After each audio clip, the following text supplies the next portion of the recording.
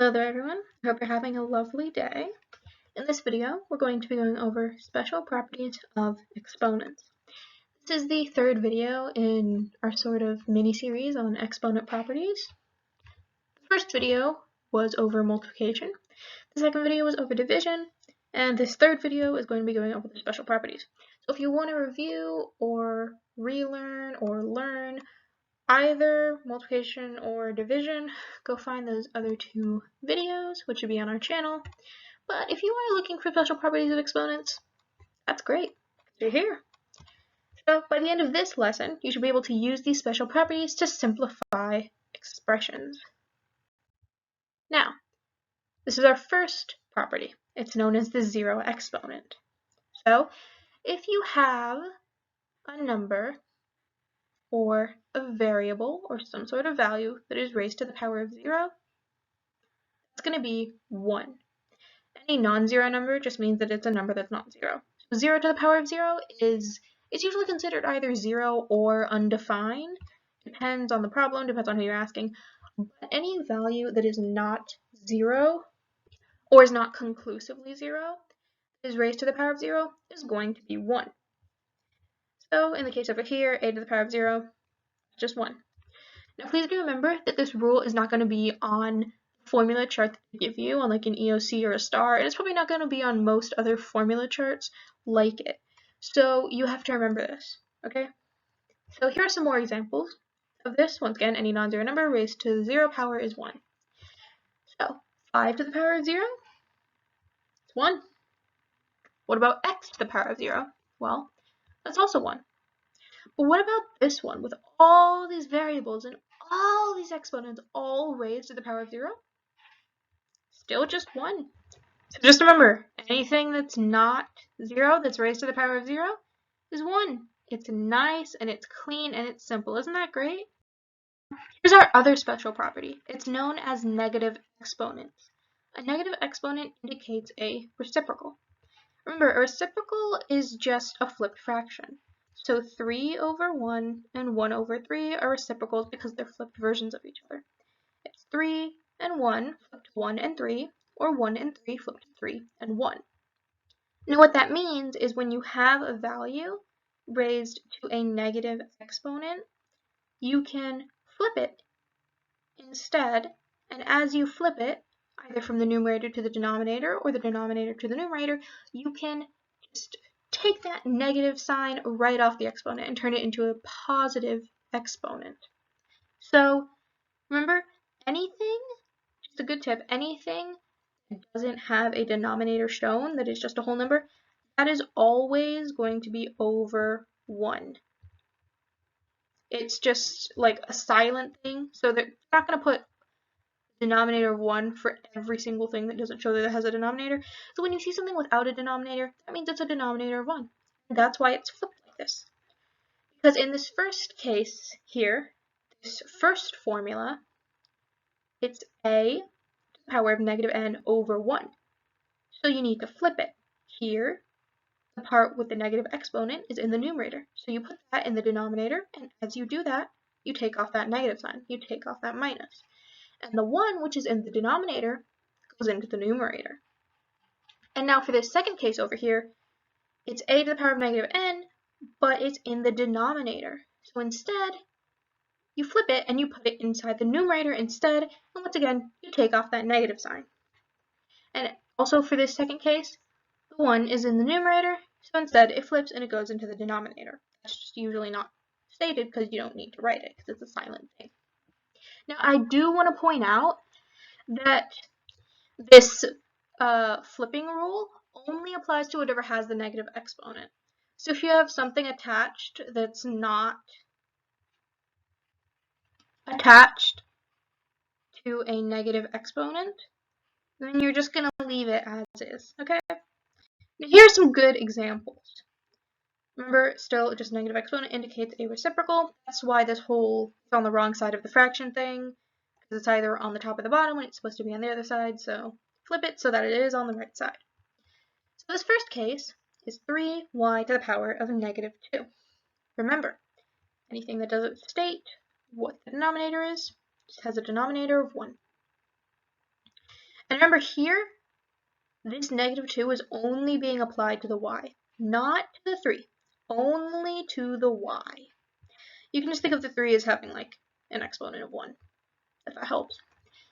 So write our fraction, and here we want to take this y with this -2 exponent, and we want to flip it from the numerator to the denominator. And as we do that, we take off that negative sign to turn it into y to the power of 2. And this 1 also goes into the numerator. But something interesting here, remember, because this 3 is not applied to this -2, these same exponent rules do not apply. So we just leave it as is. Do not flip it to the denominator. Leave it on the numerator, okay? So leave it there because it has no negative exponent, so it's not being flipped. So here, this 3y to the power of -2 turns into 3 over y to the power of 2. Now once again, this second case, 4 over x to the power of -4, follows the same idea. We put a fraction line, and we say, okay, this section is the one with the negative exponent. It's in the denominator, so now we need to write it in the numerator. So we take the same value, and we just chop off that negative. So we change the x to the power of -4 that's in the denominator, and we flip it so that it's x to the power of 4 numerator. Now once again, this 4 does not have a negative exponent. Do not touch this 4. Because I know it might seem a little bit confusing, and you might say, okay, we're flipping it, so we flip the entire thing. You do not flip the entire thing. You only flip what has a negative exponent. This 4 does not have a negative exponent, so leave it in the numerator. Don't touch the 4. The 4 is to be left alone. 4 is very good and it's very nice. It should be just left as is. Leave it in peace. Okay? And then this entire thing is over -1, which then can be further simplified, or not really simplified, but just restated, as 4x to the power of -4. Now we have our third example. Okay, this one also brings in that 0 exponent rule. Remember, the 0 exponent is the same thing as saying 1. That 1 is the same thing as not stating anything. So for this a to the power of 0, we don't need to state anything. Okay, so we don't need to put anything at all. Now, remember, this c to the power of 5, this doesn't have a negative exponent, so leave it, okay? I know you might want to flip it because you're flipping the numerator, but don't. Just leave it where it is because it didn't do anything to you. It's fine. It's fine where it is. Just leave it be. Now this b to the power of -3 that's in the numerator does need to be flipped because it has a negative exponent. So once again, you just rewrite it without that negative. So you just put b to the power of 3. And here, you just put the entire thing over 1. So those are some good examples of these rules. You have showing, or I guess explaining, negative exponents in the first two examples, and also explaining negative exponents in this third example, but also applying the 0 exponent rule. Now, we can get into some more problems. This one only has the 0 exponent, so example for that. Simplify x to the power of 2, x to the power of 4, y to the power of 0. As it states here in the step section, remember that a to the power of 0 equals 1. So we can also just rewrite this as x to the power of 2, x to the power of 4, and then 1, technically, but also you can then further simplify that to x to the power of 2, x to the power of 4. Essentially, if you want my advice, whenever you see a non-zero number to the power of 0, just cut it right off. Just cut it right off, okay? Because you're still just going to be left with the same thing without that, okay? Now, we still have one more thing to do, because, we're falling back on the rules that we've already explained in those first two videos, the multiplication rule of powers applies here. It's two exponents being multiplied, so now we're adding the exponents. So this goes to x to the power of 2 plus 4, which equals x to the power 6. And that'd be our final answer for this.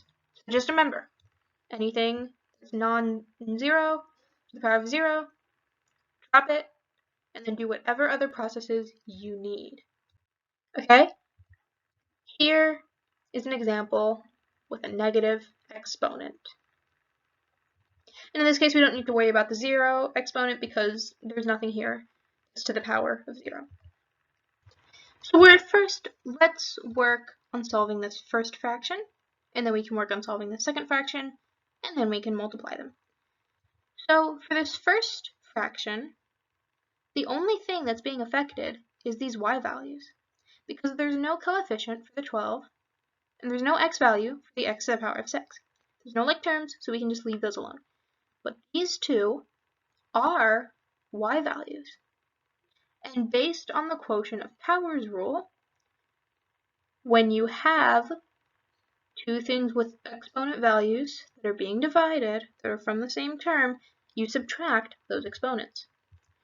So in this case, our y to the power of 5 over y to the power of 2 becomes y to the power of 5 minus 2. Okay? And then obviously, you just do normal subtraction from there, so then that just becomes y to the power 3. Now we can rewrite that first portion as 12 x to the power of 6 y to the power of 3. And now we do our second fraction here. Let's work on the numerator. So we have 3, and in parentheses, x to the power of 2, and then after the parentheses, to the power of 3. Once again, this power of 3, it's not being applied to this 3, it's only being applied to the x to the power of 2. So, according to our power of a power rule, when there's something with an exponent being multiplied by an exponent, you just multiply those exponents. When it's in a case of parentheses like this, as you can see on the side over here. So, you do x squared times 3 with that little exponent. And then you do the 2 times the 3 in the exponents area, and you get x to the power of 6. Now we can work on this denominator with that negative exponent inside of it. So, once again, the thing that you're doing here is you're flipping it to the other side of the fraction, and then you're knocking off that negative. So here, this goes up to the numerator, and it gets changed to a positive exponent version. That means that instead, we can cut this right off. Okay, it's not even there anymore. And we can add y to the power of 4 into this numerator. So, if we combine this x to the power of 6 and this y to the power of 4 with the numerator combined, with the no more denominator anymore, then we get our second fraction that we can multiply with. Well, more like second value. It's definitely a fraction of 1, but you get what I mean. So we have the 3, because it wasn't changed at all, because nothing was affected with it. This x value turns into x to the power of 6, and the y value is y to the power of 4. Now we do our multiplication. We have our two coefficients, which are just normal values. Okay, they're just normal numbers. So you multiply them like you would anything that's, like anything you would normally. So 12 times 3, 36. Now for these exponent values, once again, you can refer to this product of powers rule. So in this case, we are going to be adding those exponents together. So we add x to the power of 6 plus 6. And then 6 plus 6 gives you 12, so this turns into x to the power of 12. Same thing with the y value. You have y to the power of 3 plus that 4. And then the 3 plus 4 gives you 7, so you have y to the power 7. So this equation turns into 36 x to the power of 12, y to the power of 7.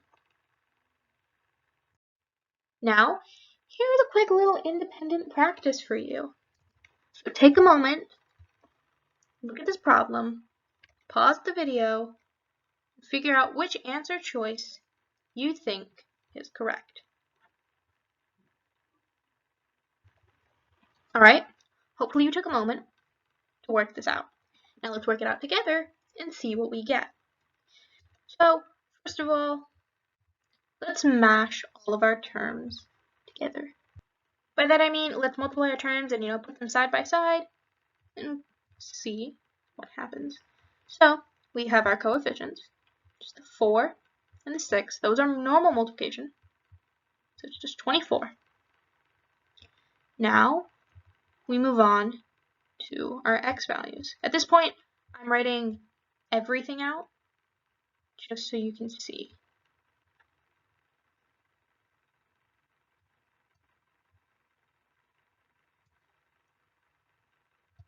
Now remember, the reason that I don't also put an x to the power of 0 here, or something of that matter, is because if you see anything like this, you just knock it right off. So, we put in our x value. We just, completely ignored the one that was only 1. So now let's move on to our y values. Something a little bit interesting happens here, where we end up combining these two. Now remember, we're using our product of powers, so we're multiplying y to the power of 4 times y to the power of negative 20. And when we do that, we add our exponents. So this actually turns into y4 plus negative 20. When you do the math, that'll give you y to the power of negative 16. Now, let's do our z values. We have z to the power of 12, z to the power of 0. Once again, we're writing everything out. And so we don't put in anything for that 0 value because it's worth nothing. It's nothing. There's nothing there. Alright, and now we have one more step that we need to do. And that is this negative exponent. Once again, really cannot iterate enough. You just flip it to the other side. So here, this is all just silently over 1. So now we're going to flip this to the other side. And as we do that, we're going to turn negative 16 into a positive. This entire thing is going to become 24x to the power of 10 z to the power of 12 over that y to the power of 16. Remember, the only thing that we're affecting is the negative exponents. All of these, they're either just have an exponent of 1 or they have a positive exponent. So just leave them alone. Don't flip them into the denominator too. They didn't ask for that. They don't want that. Isn't that right? Just leave them be. So, our final answer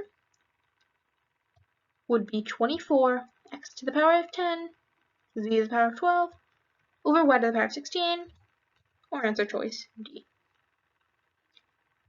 Now, here's a little think about it problem. To think in a little bit. Use a little bit of critical thinking. So think about this. You have y to the power of 5 over y to the power of 5. Which answer choice here do you think is correct? 0, 1, y to the power of 5, or y? If you said it was 0, well, that's not quite right. If you said it was 1, that is correct. Why? Well, because here it might look a little bit confusing, but if you take a look at our rules, we have quotient of powers. And that says that this y to the power 5 over y to the power 5 is going to turn into y5 minus 5. And that is going to turn into y to the power of 0. Remember, anything that isn't conclusively 0, as a base, is going to give you 1. This a to the power of 0 equals 1, y to the power of 0 equals 1. And that's it for this lesson. So here's a quick summary. Anything raised to the 0 power or the power of 0 is 1. A negative exponent means you do the reciprocal. So flip it. Think of the term with the exponent as being on the wrong side of the fraction. Think of it, oh, it's negative. That's not supposed to happen. So flip it and flip the sign while you're at it. And remember, when working with more than one property, remember to use order of operations. If you do something in the wrong order, you risk getting the wrong answer, and no one likes getting the wrong answer. And with that being said, that's it. That's all I got. I hope this was useful in some way. Our next video should be going over scientific notation and turning really big numbers with a bunch of zeros into exponents and vice versa. So without further ado, I bid you adieu. I am just killing it with the rhymes in all of these videos. Alright, but goodbye and have a lovely day.